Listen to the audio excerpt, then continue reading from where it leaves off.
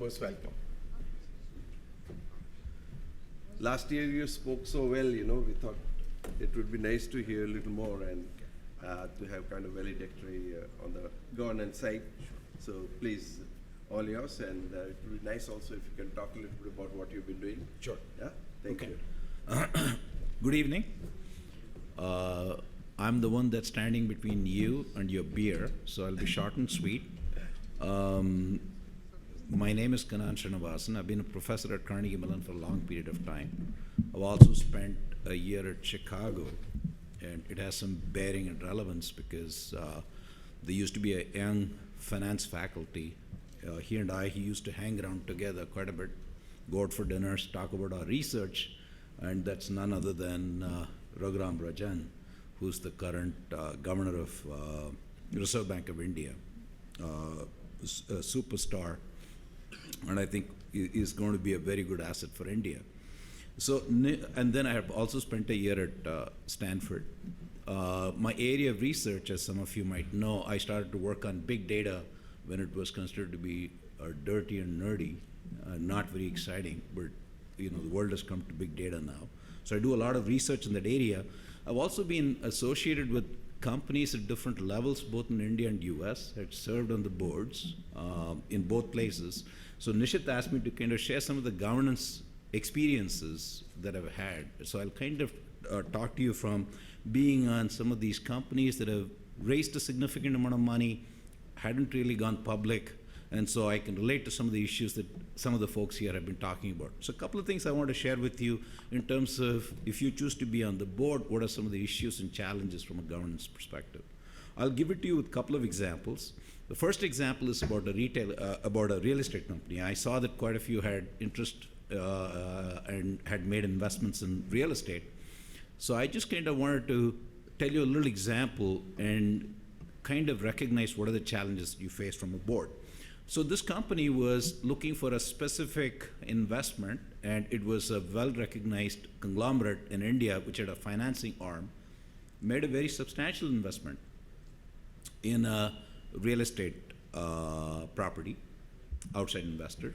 And as part of the term, what they did was they also wanted to buy an initial set of apartments that's being built in a very prime location at a discounted value. And they would take possession of these apartments at certain price points after a certain time period. Seemed like a good proposition. The board approved it. Everything seemed fine. And actually, we thought it was somewhat de-risked. Not only you're making as an investment, but also on the demand side, you have de-risked because some of the apartments are already sold to this very highly credit-worthy party. Everything is fine, except that when we were looking for the year-end audits, they were getting delayed and delayed and delayed. And we were wondering why it was getting delayed. And so the founder, who's an excellent entrepreneur, was trying to say, well, they're behind the curve, they're getting things done, we are providing some additional documents, but it was getting a little too late. So some of us on the board started to press and actually decided to meet with the auditor.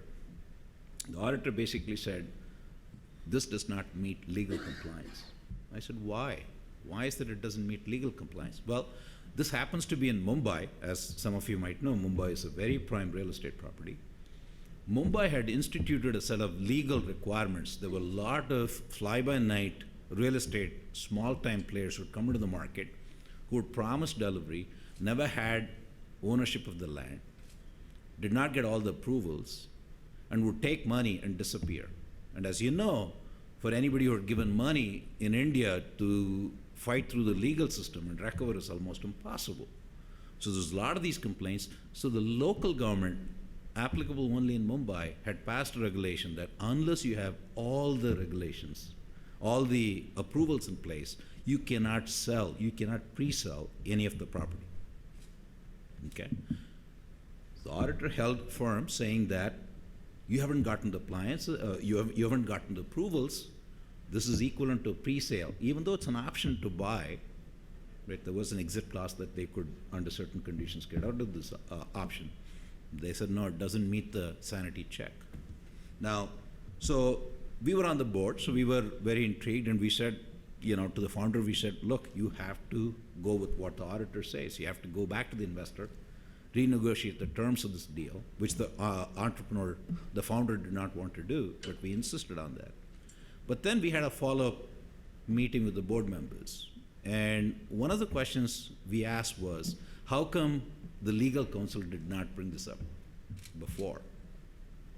Why did the legal counsel, was it a case where the legal counsel was unaware of these rules and regulations, which in itself is not very good, because as a board you rely on the legal counsel to really inform you.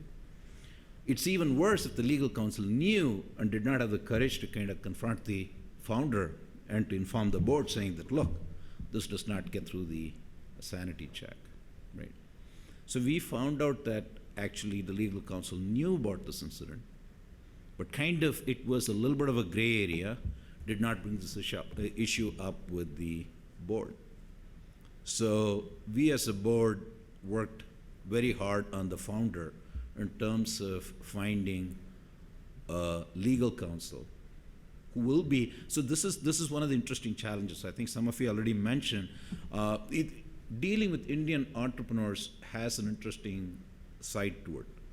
Most of them will get to know you on a very personal level. This is not somewhat like the American boards. You meet, you have an occasional beer or wine, and you move on. Here you get to meet the family, you get to know their children. If they have wedding, you go for that. In some ways, you become very close to them. That has its own difficulties, because you, particularly as an independent board member, you have to act in the best interest of all the shareholders. And so oftentimes you don't ask the questions at the right time. And so one of the things I have learned from this process is any company that I go in, if anybody asks me to be a board of director, I first want to meet with the legal counsel.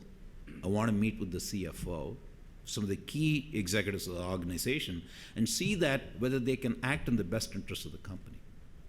So that's one thing that comes to my mind. Second thing I would tell you is, as some of you know, if you go to India, there's a lot of chaos, right? It's hard to get from point A to point B, but also comes with certain big pluses. If you stay in 5-star hotels, some of them are grand, spectacular. You get fabulous food, excellent service, right? There is a risk as a board member, you could be hopping in from a business class into a 5-star hotel, get back onto a business class, and go somewhere else. And the risk that you face in the process is you never get to understand the business model at the ground level. So one of the things I personally believe in, I think as a board member, India is complex. India cannot be easily explained. And everyone who had experienced India's traffic, unless you're there and experiencing it, it's not something somebody can explain it to you. So my belief is you need to understand the business, at least invest some time in going through the operations of the company, various facets of the company, whenever you get a chance, and get yourself a little exposed. There was an interesting company, which was a very high-flying company in the retail industry 5-6 years ago, was growing exponentially. And I was actually in the board meeting, and then I was coming back to the US, and I decided to go and check some of the retail outlets, just out of curiosity. In my previous avatar, I was a brand manager for Unilever. And Unilever, you were always insisted that you should go and look into retail, go into the operations, go and check every aspect of business. You might be a brand manager, you may never do anything in research and development, but you got to go and spend some time in R&D. You spend some time in finance, you spend some time in sales, logistics, and so on and so forth. So that had kind of stayed with me, so I insisted that I go and check out on the way to the airport. And there were 2 prime outlets, absolutely top-notch locations. I come from the same city, I grew up in that city, so I know the city pretty well. When they said, this is where we have got the outlets, I said, I got to go and see these outlets. And previously, we just had someone talk eloquently about the future opportunities in terms of mobile phones and so on and so forth. And this company had targeted sale of mobile phones as a very rapid growing aspect of the category for the company. And this was a very critical part of the business plan, right? And what we had some discussions as what would be considered as pre-IPO. This was a kind of a pre-IPO company. So I went in there, and there was some reluctance on the part of the company. I insisted I go and see this. And here they are, and I went to 2 outlets. Both outlets are in phenomenal locations. For those of you who know traditional retail, footfalls, you cannot think of a better place. Much to my surprise, there was very little in terms of inventory of the mobile phones.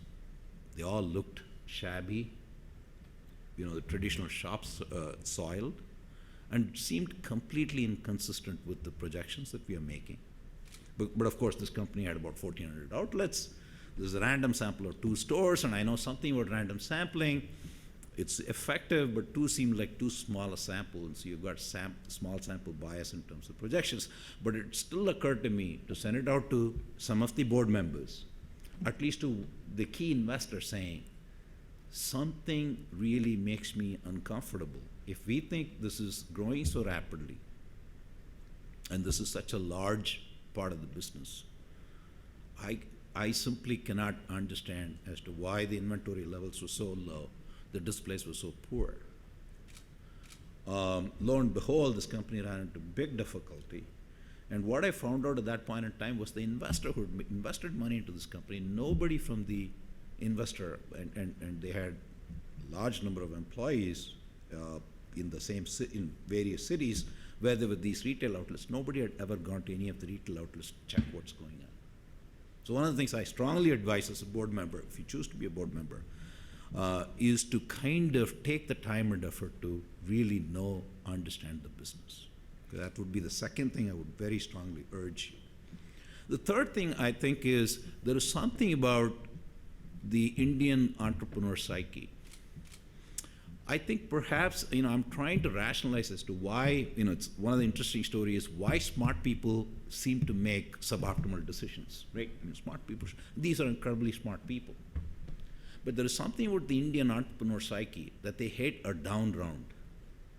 So you see evidence of it in multiple ways. We all know that in major cities there has been a stagnation in terms of real estate, but you see the prices are enormously sticky.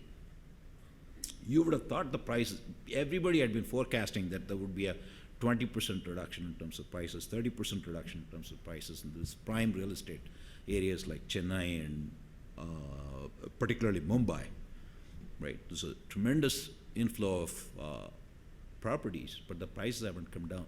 There is something very hard about these entrepreneurs to think in terms of down rounds, to think in terms of lowering the prices and so on and so forth.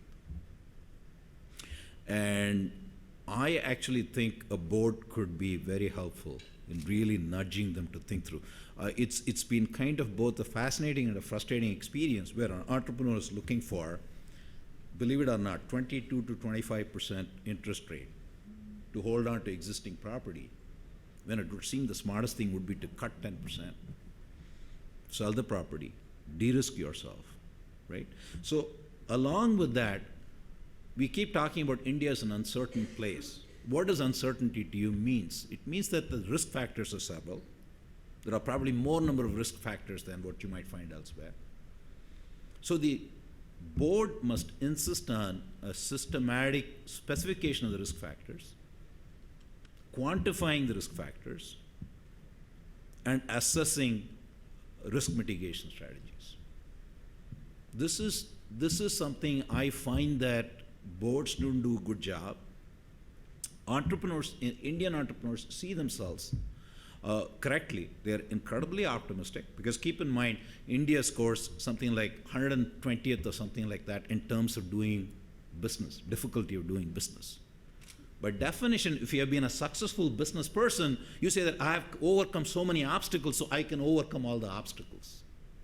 That's the psyche of an entrepreneur in India.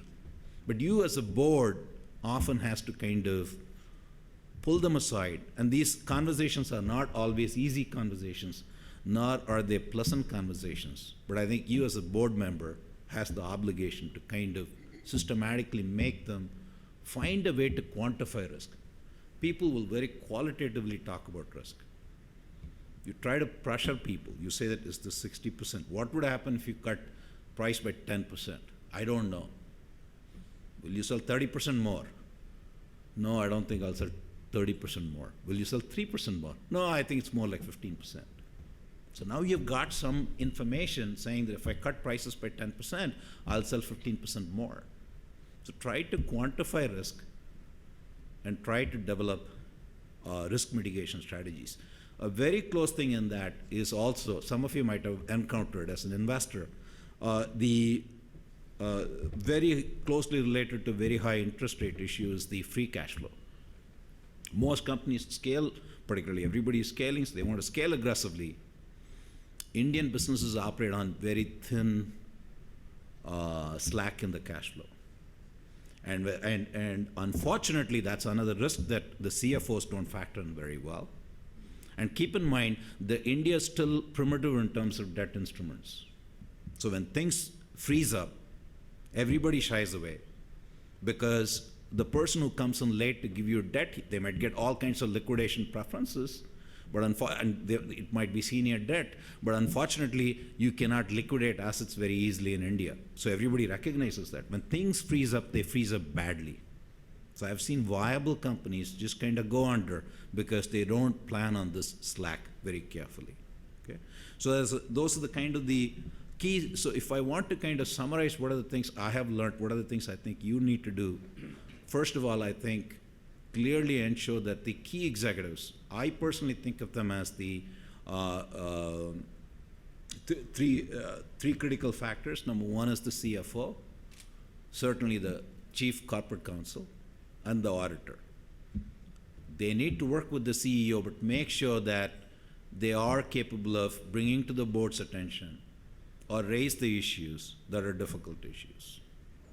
Number two that I strongly recommend is that when you think in terms of learn to understand the business, it's very easy to kind of stay in sterile environment with respect to the business, not get a good comprehensive handle on what the business is. In my personal view, I believe when people say what is diligence, I think part of the diligence is also to understand whether the business model is functional. Is it effective? Right? So as a board member, I believe you have that part of the diligence as well. The third thing I want to kind of say in this is risk factors. India has got significant risk factors. Try and see if you can quantify the risk factors. See if you can develop risk mitigation strategies. And the biggest risk that I see that all of you need to kind of plan for this is in terms of cash flow. Cash flow, we talk about free cash flow as a way of looking at value of an enterprise.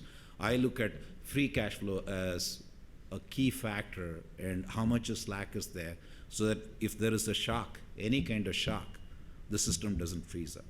Now, I just want to add a couple of points before I close and then probably take some questions if you have any.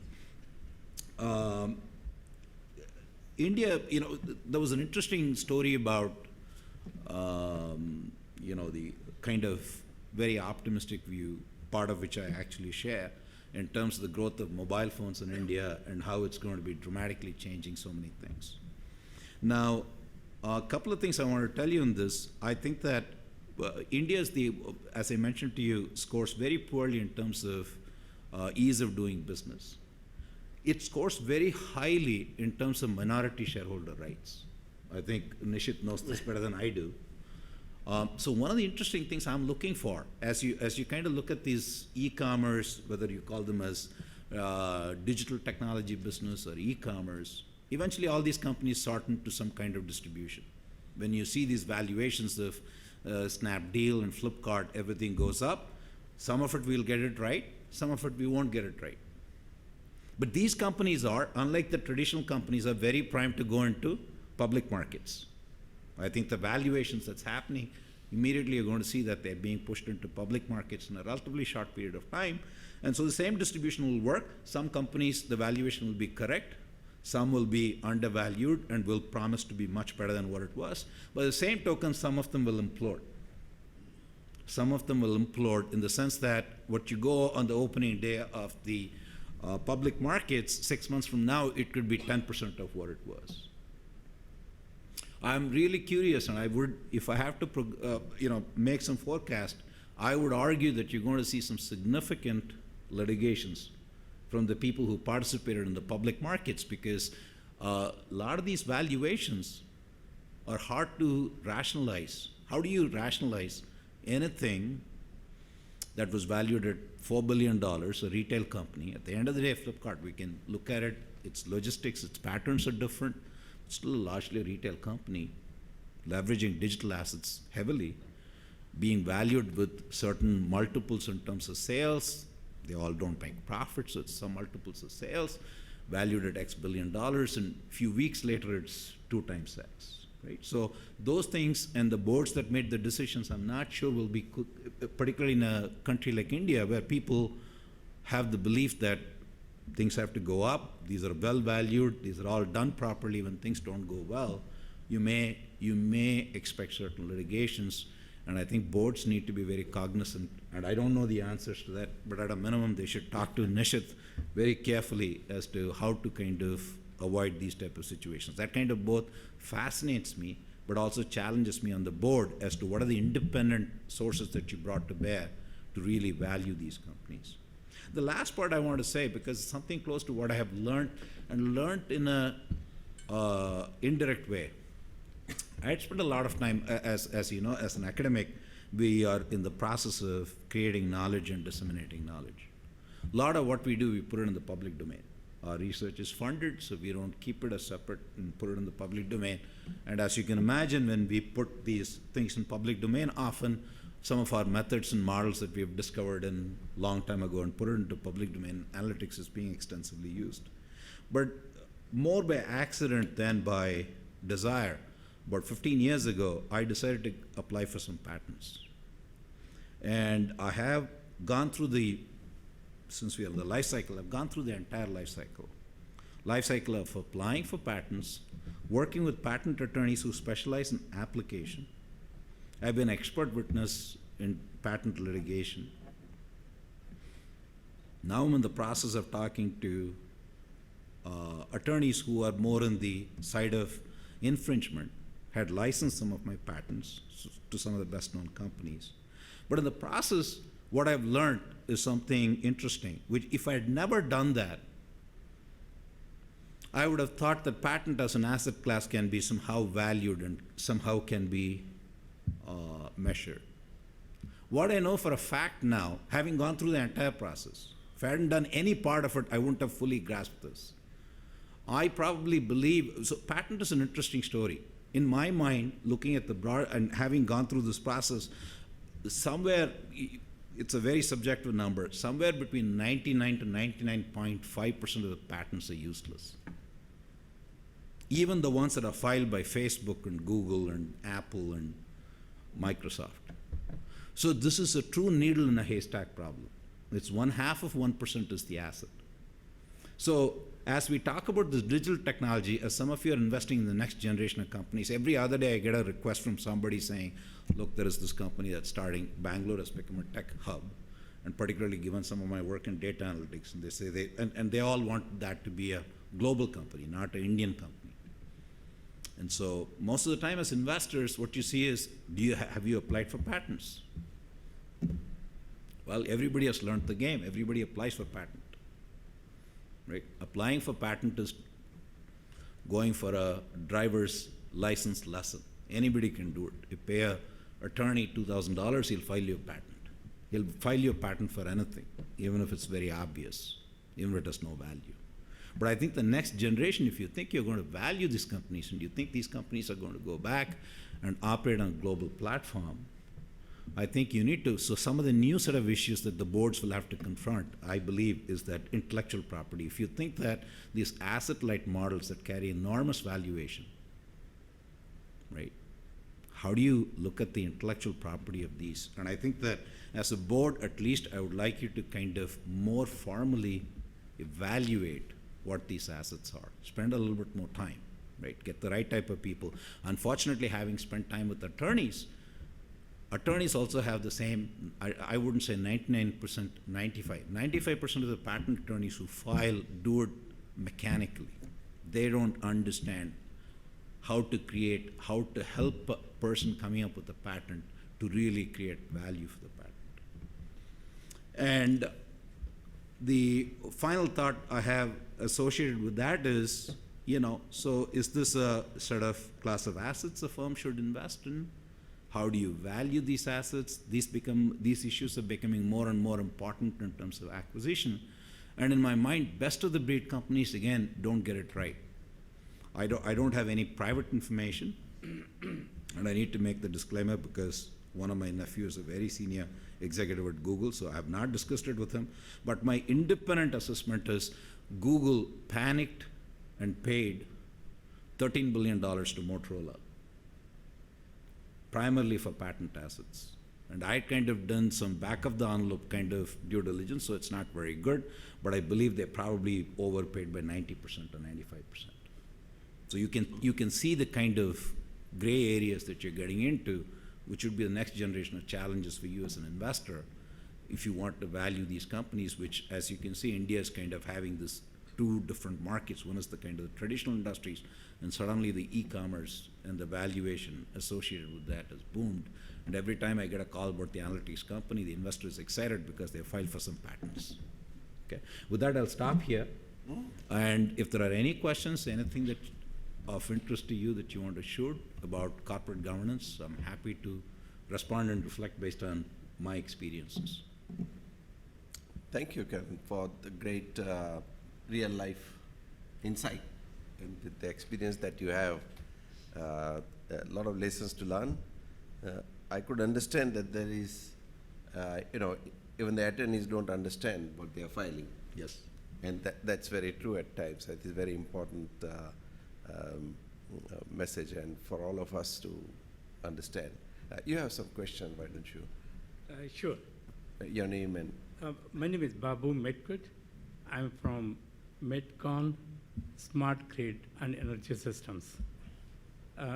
We here in the United States, we are, since 1977, we have been aerospace and defense contractors.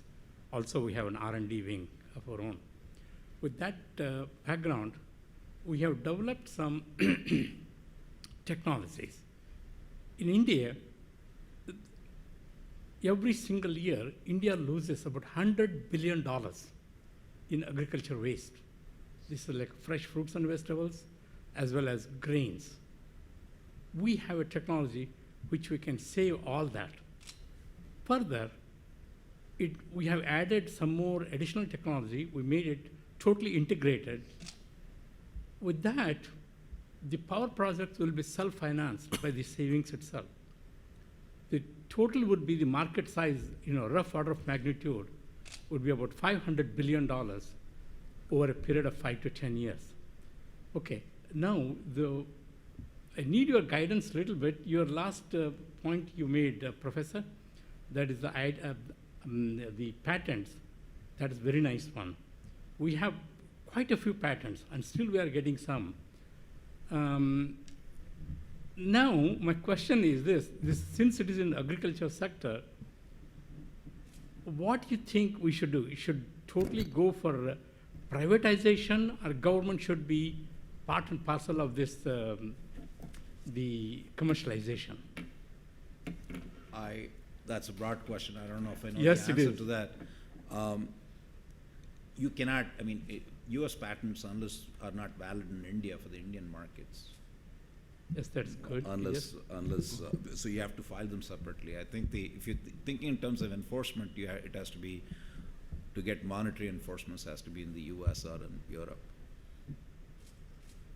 That's the reason I was thinking we can. Baba, you have any comments?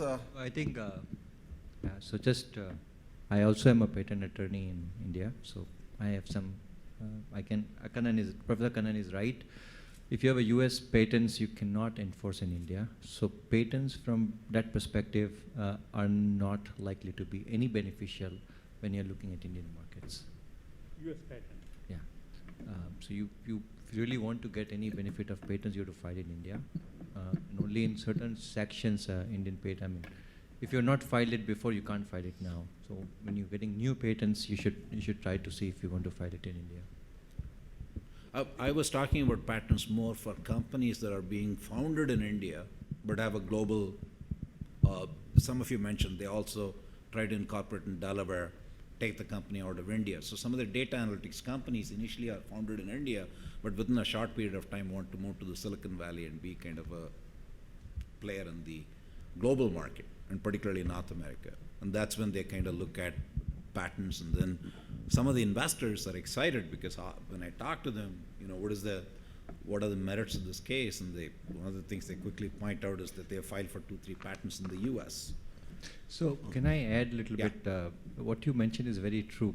We have a incubating company called IP Pro, which just does patent filing services in India and US and everywhere else. And we get a lot of companies to say we want to file patents, and we say, maybe we should do prior art search so that we can find out whether there's a value in filing patent, whether we'll get the patent or not.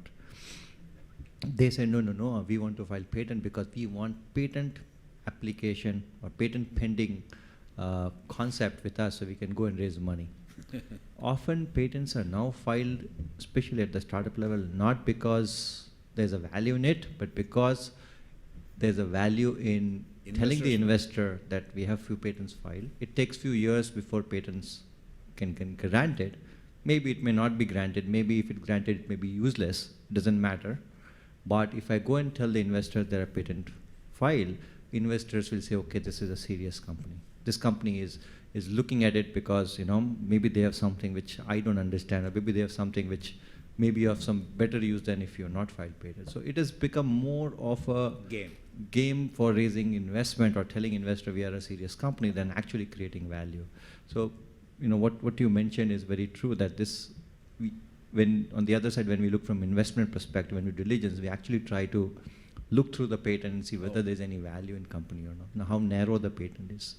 A lot of time you can get patent very easily if you make it very narrow. If it's very narrow, then it has absolutely zero value because nobody will infringe your patent in any case. Or easy to work around. Yeah. So anyway, that's what, as an investment, as a fund, you got to be careful about when you're looking at it. But in your case, it's very different. Your case is where you are a genuine patent, and there's a technology which is a genuine technology which may be used.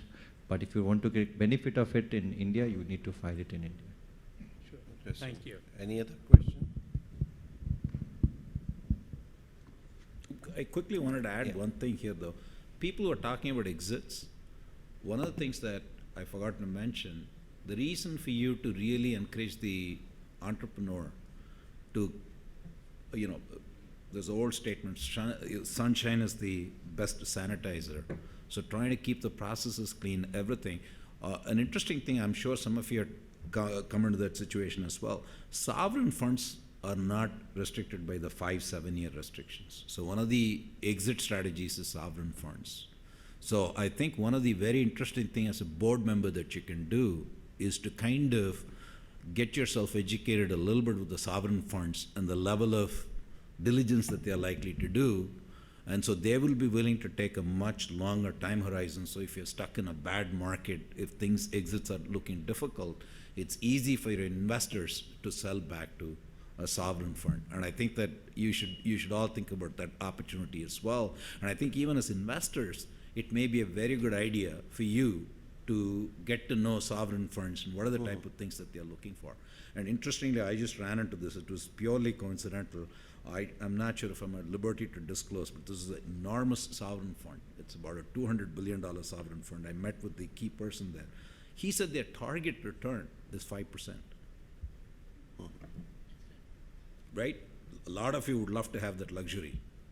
Their target return is 5%. So what might seem like an unappealing exit, and you think that others are not interested in buying from you because it's going to give 7% or 8% return, and you want to exit because your funds are coming to an end, the sovereign fund might be very happy to pick that up from you. Okay, so that's something for you to think about. Very interesting. Yeah. I think. Any other question, comment, anything else? Yeah. So I'm not sure if this is the last question or comment. However, Your name again and. sorry, my name is Manoj Mota, and I run a small asset development management firm called Banyan Resources, which is now wanting to set up a fund to invest in annuity assets, physical annuity assets in India. My question is to Nishit Bhai. So what should be actually the life cycle of India focused fund, whether it is should be 1 year, 10 years, 20 years? I think in the Indian context, because what we have seen is that often funds have to extend their, life cycle. So you should have whatever your business requires, but you should have an ability at that point of time to extend it by 1 year, another period of 1 year and stuff like that. So, keeping flexibility is little important, but how much your investors would like and how much your appetite is to keep that fund live is something that one will have to take a business call. And, I don't think you need to have a significant deviation from what you're doing 1 or 2 years here and there as compared to market practice.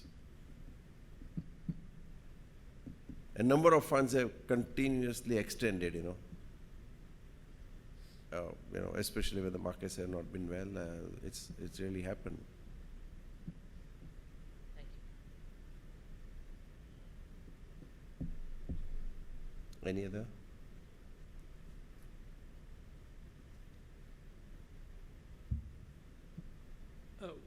Can I ask one more Okay. question, please? Sure.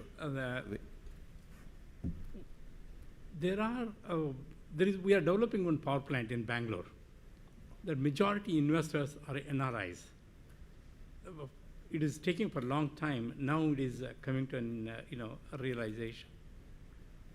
Are there any, now I've heard, I didn't come to India for quite some time. I heard that there are some special advantages to NRIs. Are there any, please? If you could, if there are so, can you briefly narrate them? I think Nishit is probably better equipped to answer that question than me. Only thing I will tell you is that if you have large number of investors, always be careful. Always be careful. Don't assume NRA investors are sophisticated investors. Don't assume, right? So there are well-to-do who don't understand the risk-reward structure. And when things don't go well, they don't react the way saying, well, these things happen and move on. So there's a big difference between institutional investors and individual investors. High net worth individual investors may be unsophisticated investors. And you need to be careful about that in terms of your diligence, your board structure, and what you do. Sure. And I think I agree with what Karan said, that, if you're too many individual investors, it's very difficult to manage them, their expectations, and also, they may not be able to take a big call. Okay, in the larger scheme of things, if they lose small money, you're susceptible to lawsuits. In fact, we are currently seeing some of those kind of situations. And, so you may take them, but I think one needs to be a little careful. And secondly, that government is trying to open up NRI market to equalize them with resident Indians at this point in time. Formal announcement would be, some announcement has come, but I think more details are going to come. I think they already announced, I believe. They announced, but I think formal regulations and other kind of stuffs are in the pipeline, and some implications are being examined. There, I think we'll have to see whether they will allow repatriation if they treat it as an Indian resident. That's They may true. not allow repatriation. So that's one thing which we'll have to see how it works out. And repatriation of income would have to be allowed, because India has moved to current account convertibility, already, and we have obligations under IMF, So current account, so interest, dividend, and other kind of stuffs will have to be allowed for repatriation to NRIs, but capital, possibly they can keep control. Or it may be that they might allow them to repatriate and allow them to invest in more areas than normally they would be otherwise. So should we close this? I think Yes. we just Thank you so much. At the end of the day, I think we made up. On time. On time. Thanks, And Nishit. Thank you so much. Yeah, very nice of you. Really, thank you. It was wonderful. And by the way, this is all today's recordings will be, telecast on our television. We have a television network called Nishid.tv. So in a week's time, all this will be reaching out to many more people. But in the meanwhile, let me also offer you some token of appreciation, and thank you so much. You've been wonderful. It's very absorbing. Thank you, everyone. And if you have any suggestion, any other comment, please feel free to write to us. So next year we can do a little better job. But really, really, thank you, each one of you here.